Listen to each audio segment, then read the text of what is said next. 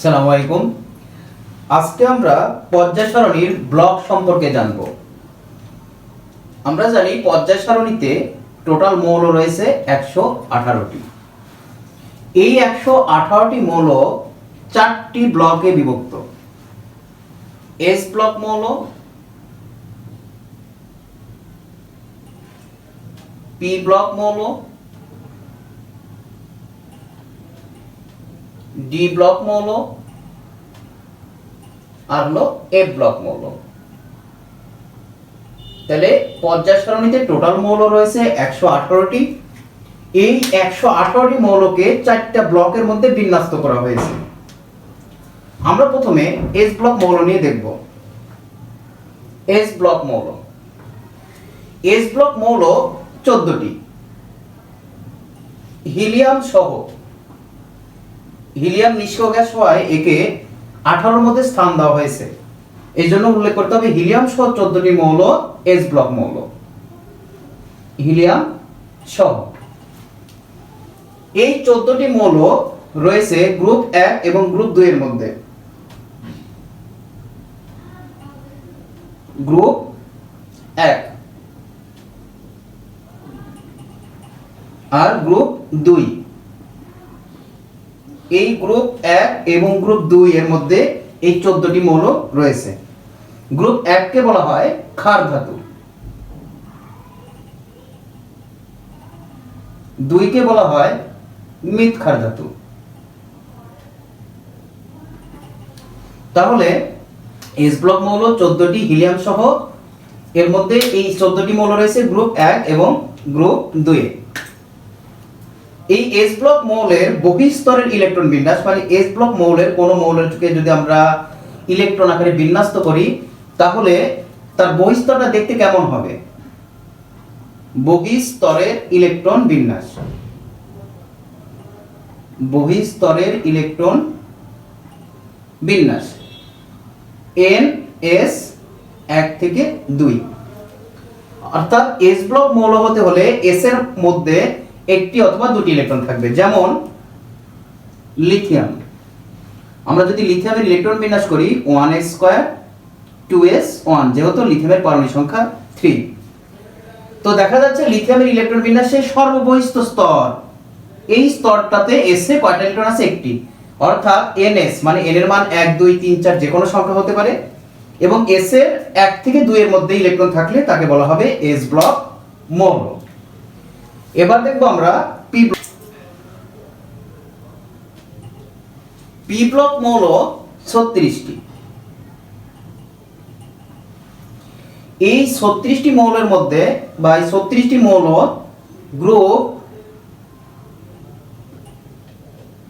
13 থেকে 18 এর মধ্যে অবস্থিত। তাহলে এই পি ব্লকের মধ্যে যে 36টি মৌল রয়েছে, এই 36টি মৌল গ্রুপ 13 থেকে 18 এর মধ্যে রয়েছে। এই পি ব্লক মৌলগুলো মধ্যে 14 নম্বর যে গ্রুপটা রয়েছে, এই গ্রুপটাকে বলা হয় কার্বন পরিবার।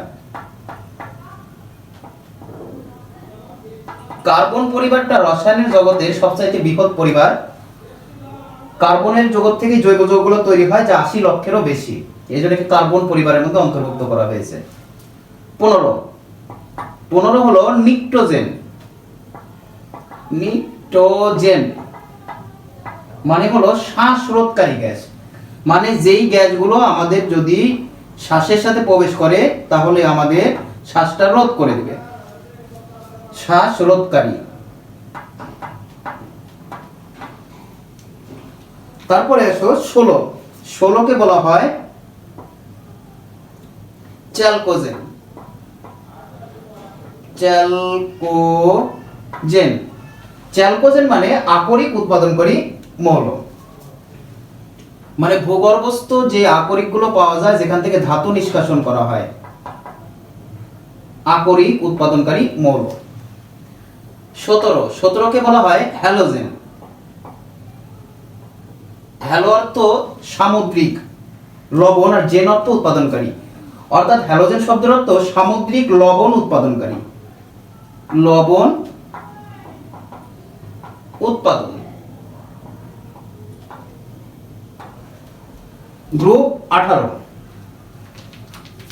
গ্রুপ 18, 18-র মধ্যে রয়েছে নিষ্ক্রিয় গ্যাস।